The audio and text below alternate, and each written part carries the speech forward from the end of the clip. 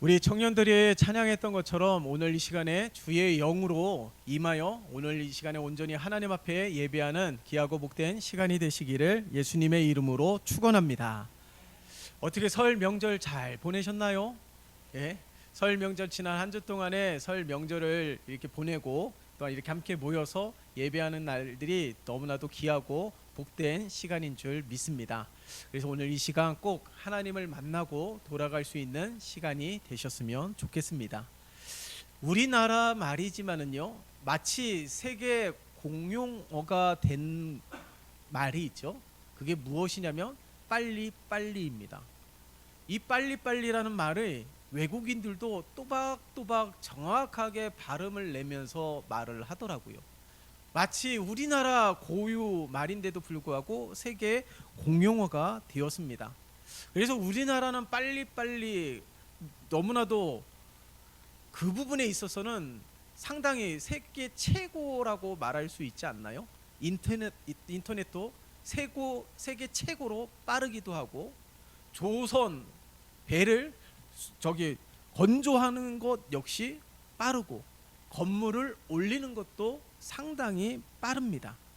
그래서 이 빠름이 나쁜 것은 아니죠. 그렇지만은 이 빠름이 항상 좋은 것도 아닐 겁니다. 그런데 세상은 이렇게 빨리빨리 변화되고, 세상은 가장 편리하고 좋은 것을 추구하고 있어요.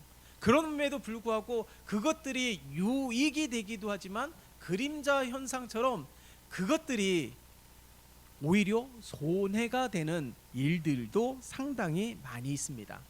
예를 들자면 우리가 잘 알고 있지만 일회용품이 그렇다라는 거예요.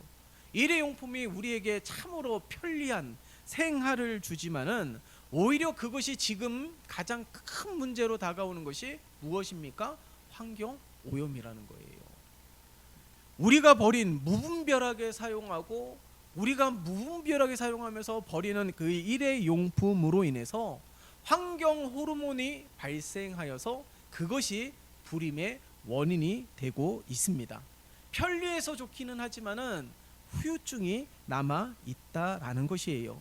그런데 이 부분이 간편하고 간단하고 빨리 이런 우리들의 일상생활 속에서의 이 모습이 이제는 인간관계까지 빨리빨리, 인간관계까지 편리하고 간단한 것들을 추구하고 있다는 것이죠.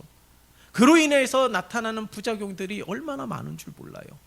근데 더 큰 문제는 무엇이냐면 하나님과의 관계에 있어서도 편리한 거, 가벼운 거, 뭐 이런 것들을 생각하고 있다라는 것입니다. 그렇기 때문에 하나님보다는 내 중심으로, 하나님 중심보다는 내 우선으로 살아가는 생각이 상당히 강합니다. 하나님의 영광을 위하여 살아가는 건 먹든지 마시든지 무엇을 하든지 다 하나님의 영광을 위하여 하라고 말씀하고 있지만 그것은 우리들의 삶 속에서는 약간의 거리감이 있어요. 하나님의 영광을 위해서가 아니라 나의 미래를 위해서 살아가고 있다라는 것이죠. 세상에는 수많은 우상들이 존재함을 말씀을 드렸습니다. 지난주에도 우리가 함께 말씀을 나누었을 때 인도에는 우상이 3억 개 이상, 얼마나 다양한 우상들이 존재하는지 몰라요. 그런데 엄밀히 말하면 우리 모두에게 더 큰 우상이 있다라는 거예요. 그것이 무엇입니까? 내 안에 자기라는 거예요. 바로 나. 그것이 가장 큰 우상이라는 겁니다. 그것 때문에 믿는다라는 것도 자기가 믿고 싶은 것만 믿고, 듣고 싶은 것만 듣고, 보고 싶은 것만 보는 일들이 나타나고 있다라는 거예요. 성경에도 그런 일들이 나타났습니다. 바로 유대 종교 지도자들. 유대 종교 지도자들, 예수님이 눈앞에 계심에도 불구하고, 예수님이 친히 하늘의 복음을 증거함에도 불구하고 저들은 듣지도 않았고 깨닫지도 못했다라는 거예요. 여러분, 은혜 받는다라는 말이 무슨 말일까요? 은혜 받았다라는 부분은 자기의 가려운 부분을 긁어주었기 때문에 은혜 받았다, 내가 생각했던 거와 일치했기 때문에 은혜 받았다라고 말을 하는 것이 아닙니다. 엄밀히 이야기하자면 나의 가려운 부분을 긁어주었고 내 생각과 일치하는 부분이 분명히 있을 수 있습니다. 그러나 모든 것들이 내 생각과 일치되었을 때에 합리적이다, 논리적이다, 은혜 받았다라고 말하는 것은 엄밀히 따지자면은 내 안에 내가 더 강하기 때문에 그렇다라는 거예요. 그런데 진짜 은혜 받은 사람들은 어떤 사람들입니까? 성경에 보면 수많은 사람들을 소개하고 있죠. 주님을 만나고 송두리째 인생이 바뀐 사람들. 제자들이 주님을 만났을 때 어떻게 했습니까? 배와 그물을 버려두고 예수님을 따랐던 일들이 성경에 기록되어 있어요. 정말 은혜 받은 사람들이 어떤 사람들일까요? 내가 죄인인 것을 깨달은 사람이 은혜 받은 사람이죠. 그로 인해서 내가 앞으로 어떻게 살아가야 되는지를 결단하고 다짐하는 사람들이 정말 은혜 받은 사람인 줄 믿습니다.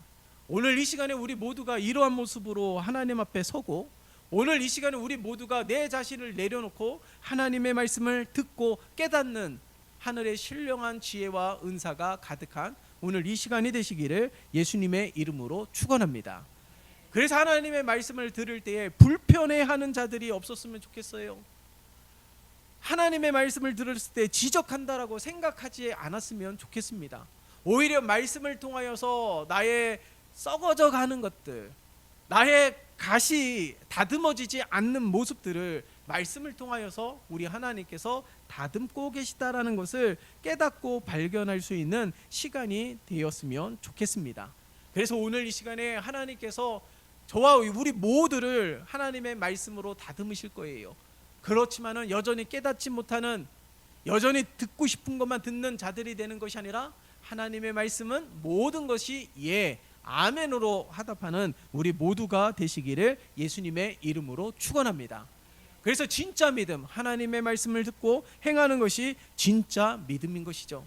말씀을 듣는 순간 불편함이 있을 수 있지만 더 귀하게 쓰임받고, 그리고 주님과 함께하며 주의 영광을 위하는 삶, 그리고 더 나아가 더 귀하게 쓰임받기 위해서 하나님은 오늘도 지금도 나에게, 우리에게 말씀하고 있구나라고 믿는 우리 모두가 되어야 될 줄 믿습니다. 오늘도요, 올해도 여김없이 사순절을 맞이했습니다. 이 사순절의 분위기 속에서 우리들은 항상 이 십자가 앞에 선 우리들의 모습들을 바라보아야 되는 것이고요, 이 사순절을 통하여서 주님의 은혜를 기억하면서 우리가 늘 변화되는 것을 꿈꾸시고 변화되어야 됩니다. 그러나 이 변화를 두려워하기도 하고 변화를 꺼려하기도 한다라는 거예요. 여러분, 이런 사진을 여러분들 한 번쯤 매스컴에서도 소개도 했지만은 인터넷을 통해서도 이 사진을 한 번쯤은 보셨을 거예요. 이 사진이 어떤 사진이냐면 플리처상까지도 받은 사진입니다.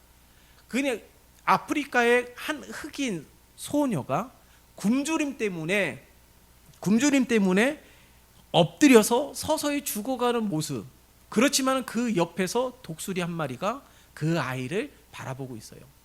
그 아이가 죽기만을 기다리는 것이죠. 그 순간을 사진 작가가 찍었고 그것을 올렸을 때에 플리처상까지도 받았고요. 그런데 이 사진이 언론에 오르락내리락 하면서 비난하는 목소리가 상당히 많았습니다. 왜냐하면은 굶주려 죽어가고 있는 아이가 빨리 구조해야 되는데 그것을 지켜보기만 하고 오히려 그것을 사진을 찍었다라는 그 한 가지 이유만으로 많은 사람들이 비난의 목소리를 냈다라는 거예요.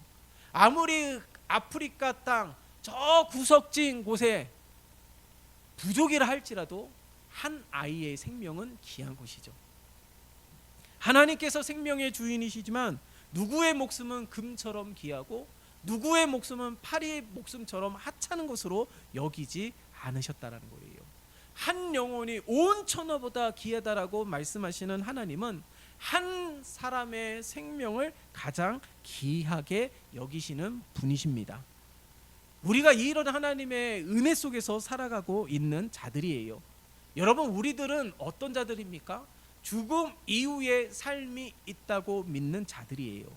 영원한 생명과 소망을 주님께 있음을 알고 사는 자들이 성도인 줄 믿습니다. 그렇기 때문에 어떤 환난과 어떤 핍박과 어떤 어려움이 온다 할지라도 그것을 끝까지 견디며 인내하며 참으며 결국에 승리하는 자들이 성경에 소개되고 있지 않나요? 오늘 말씀 속에 나오는 바울 사도도 바로 그런 길을 걸었던 자 중에 한 사람입니다.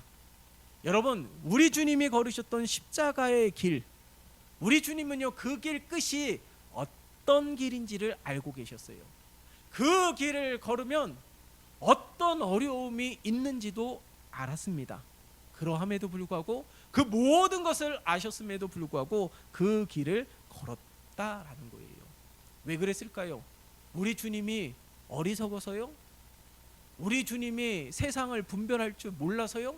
그것이 아니에요. 정말 그 길 끝에 무엇이 있는지를 알았고 믿었기에 그 길을 걸었던 우리 주님이에요.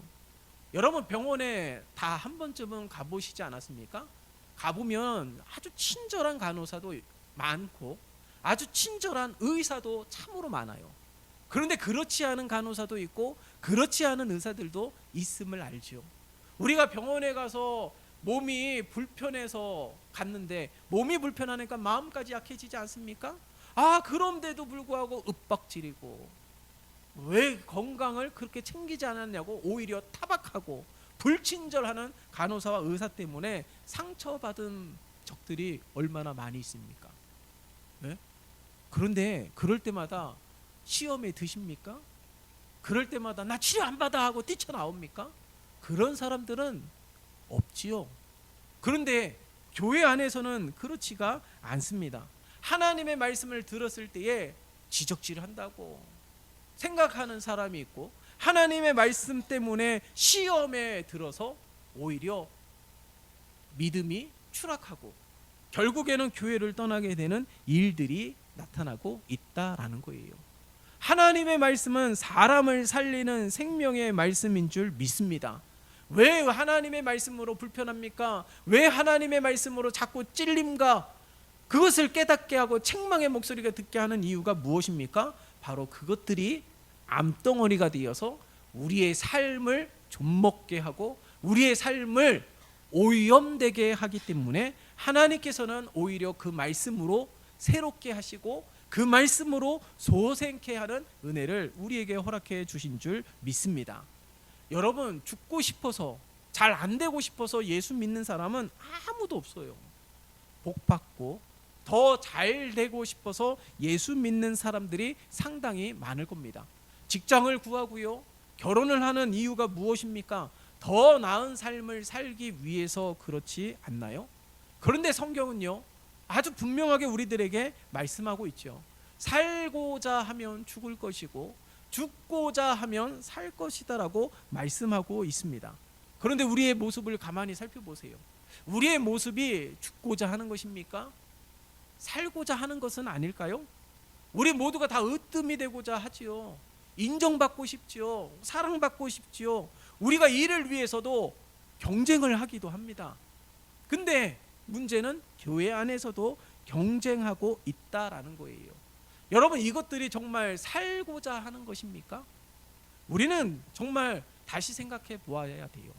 우리가 다시 성경에 집중하십시다. 성경은 살고자 하면 죽을 것이고 죽고자 하면 산다라고 말씀하고 있습니다.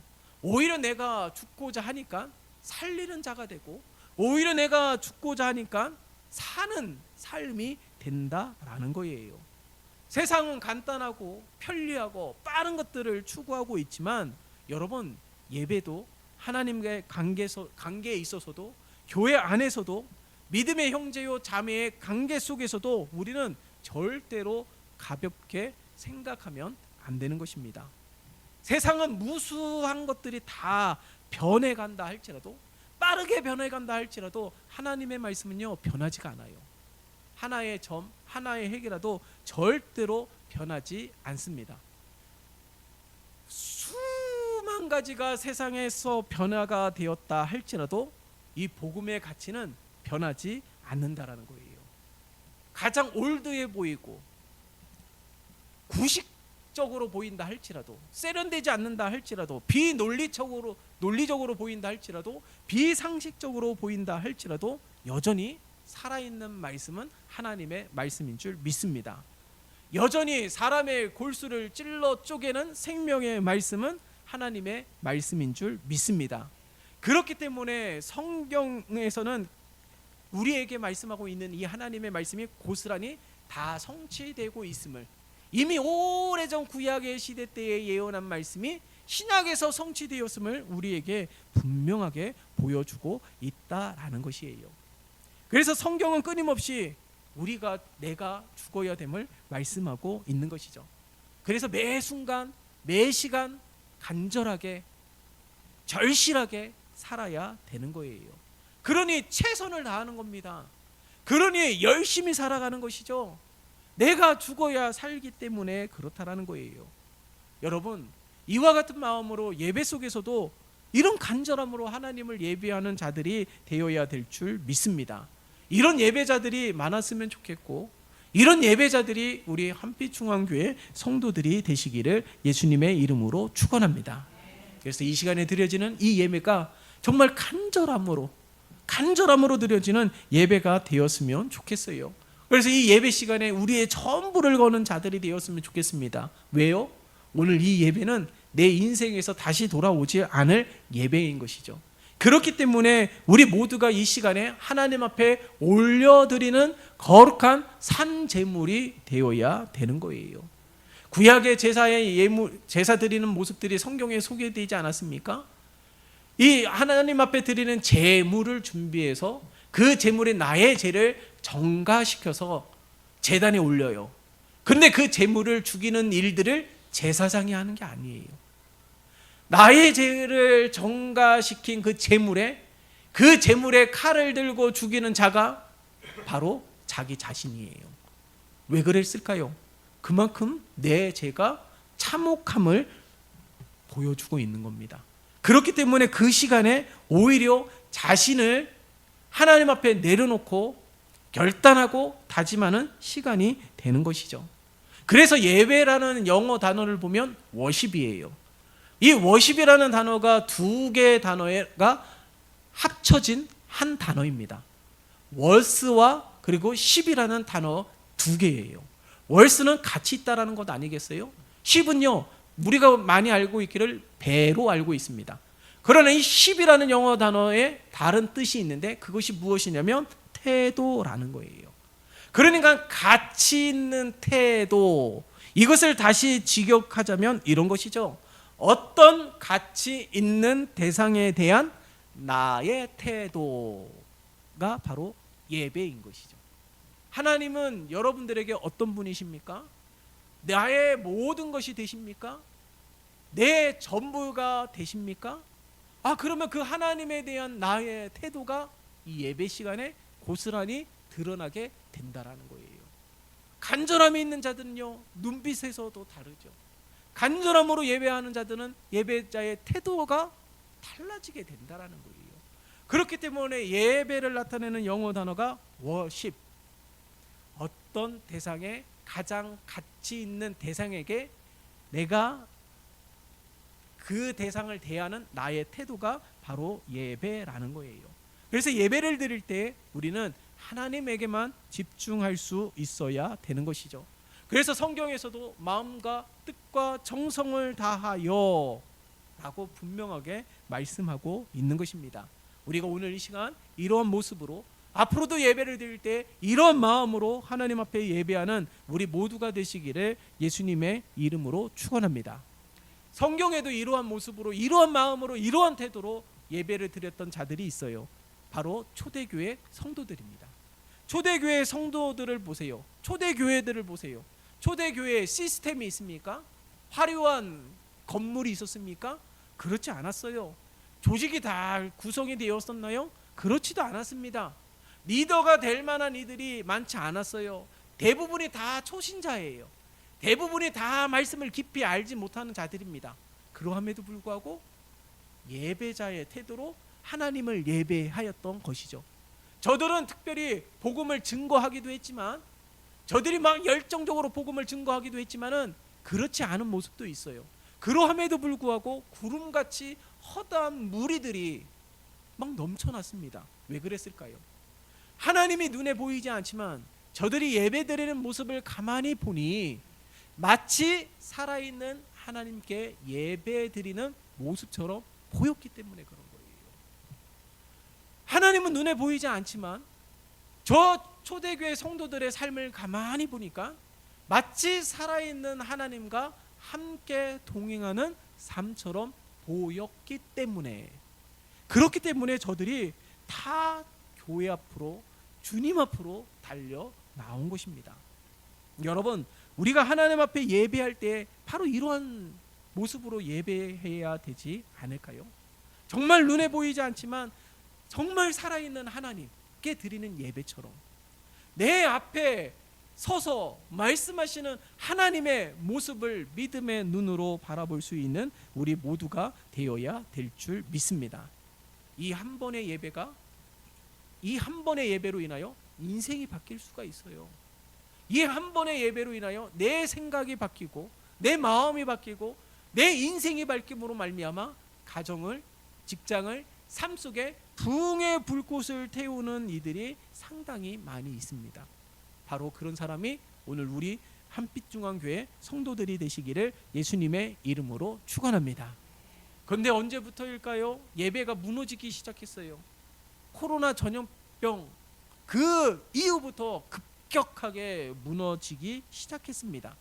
여러분, 전염병도 가슴 아픈데 이 전염병 때문에 가장 큰 상처를 받은 것이 있다면 바로 예배의 정신과 예배의 태도가 가장 큰 상처로 남았을 거예요.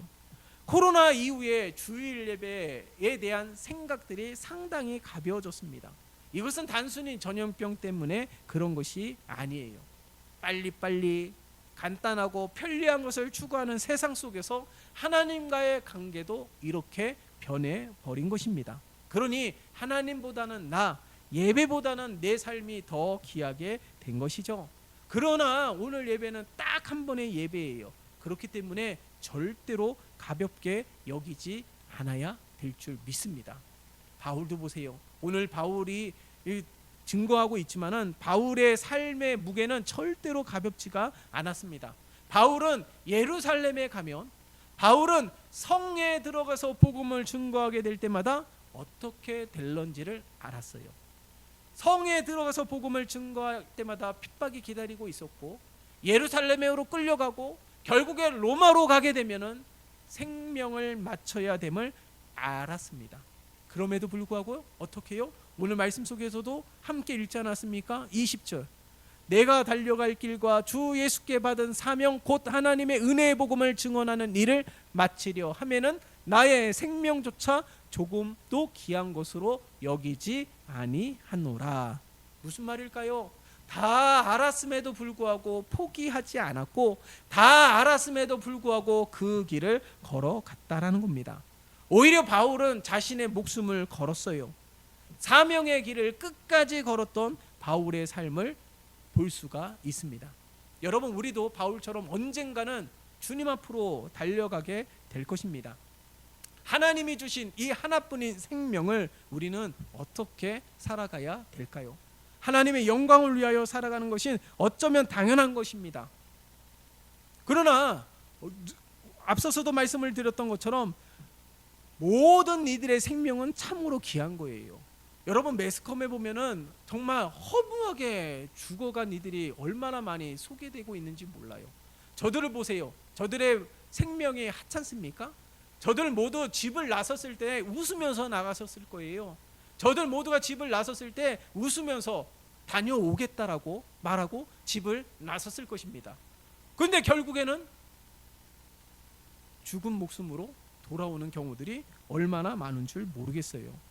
그렇게 수많은 이들의 삶의 무게가 가볍다라고 말하는 이들은 단 한 사람도 없을 것입니다.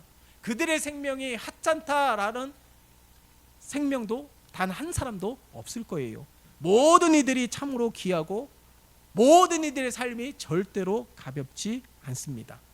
오늘 우리가 바울이 증거하고 있는 것처럼 우리들의 삶의 무게들을 회복해야 될 줄 믿습니다. 그래서 우리 청년들이 찬양했던 것처럼 자녀들이 예언하고, 청년들이 환상을 보고, 아비들이 꿈을 꾸는 하나님의 영으로 충만한 삶이 오늘날 우리의 삶이 되어야 될 줄 믿습니다. 그렇기 때문에 성도는 절대로 말이 가벼워서도 안 되고요, 내 생각에 너무 치우쳐서도 안 되고요, 하나님 앞에 결단했다라면, 하나님 앞에 작정했다라면 지켜야 되는 것입니다. 행해야 되는 것이죠. 다윗을 보세요. 사무엘이 왔을 때에 아비가 명합니다. 너는 들에 나가서 양을 치라는 거예요. 다윗도 가족의 한 사람이고 다윗도 자녀입니다. 근데 다윗이 그 순간에 불평을 품어가지고 나도 가족의 일원이고 나도 사무엘 앞에서 검증받을 기회가 있다라고 말하면서 아비의 명령을 거부했다라면 어떻게 되었을까요? 그러함에도 불구하고 다윗은요, 그 아비의 명령에 거부하지 않고 순종하며 밤이 새도록 양을 치웠습니다. 하나님은요, 바로 그런 다윗을 보신 것이죠. 그래서 그런 다윗을 택하시고 그런 다윗에게 기름을 부어 주었던 것입니다. 여러분, 오늘 우리 모두가 다 이런 다윗과 같이 살아가는 자들이 되시기를 예수님의 이름으로 축원합니다. 아무도 알아주지 않는다 할지라도, 아무리 작은 일이라 할지라도 나에게 주어졌을 때에는 우리는 이렇게 생각해야 돼요. 이 일이 곧 나의 일이기도 하지만 하나님의 일이기도 함을 분명하게 기억해야 될 줄 믿습니다.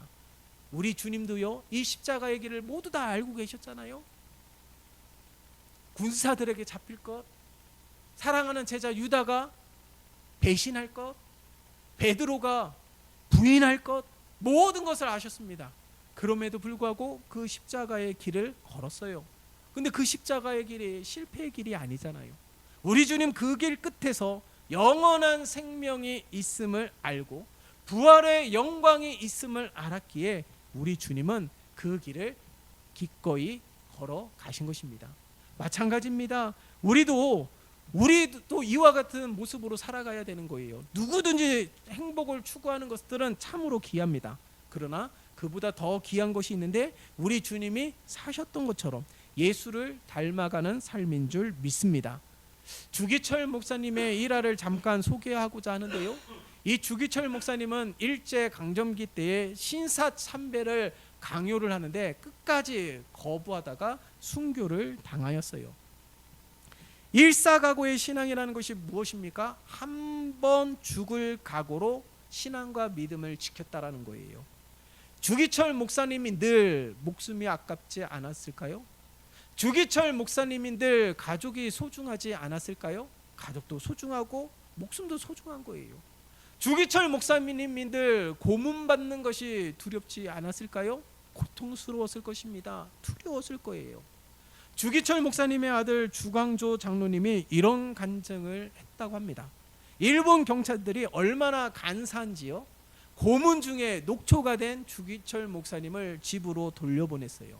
그 이유가 무엇이냐면 죄가 없기 때문에 그런 것이 아니라 사랑하는 가족을 보면 마음이 약해질까 봐. 너무나도 간사한 것이죠. 그래서 주기철 목사님을 집으로 딱 돌려보냈는데 제대로 걷지 못하는 상황에서 힘들게 집 문 앞에 가서 문을 두드렸던 것이죠. 그런데 그 사모님이 문을 열어주지 않았어요. 그러면서 그 사모님이 이렇게 이야기를 합니다. 내 남편 주기철은 죽었소 라고 말을 하는 거예요. 그 말을 듣는 즉시 이 목사님은 돌아서서 갔다고 해요. 그리고 문 저면에서 사모님은 눈물을 흘리며 대성통곡하였다고 합니다. 그리고 나서 어느 날 사모님이 감옥에 갔을 때 추운 겨울이기 때문에 속옷을 지어 갔다고 해요. 그런데 목사님은 추위에 떨면서도 그 옷을 돌려보냈다고 합니다. 왜냐하면 고문을 당하면 피를 흘리는데 이 속옷을 입게 되면 피가 이 속옷에 빨아들여서 얼어버리기 때문에 더 춥다라는 거예요. 그래서 돌려보냈다고 합니다. 그 말 듣고 사모님의 가슴이 무너져서 아주 대성통곡하면서 울었다고 합니다. 여러분, 목사님은 왜 이렇게 어려운 길을 택했을까요? 한번 타협하면 편할 걸. 일사각오의 정신으로, 일사각오의 믿음으로 그렇게 끝까지 믿음을 지키면서 결국에는 이 순교를 당하는 일들을 보지 않았습니까?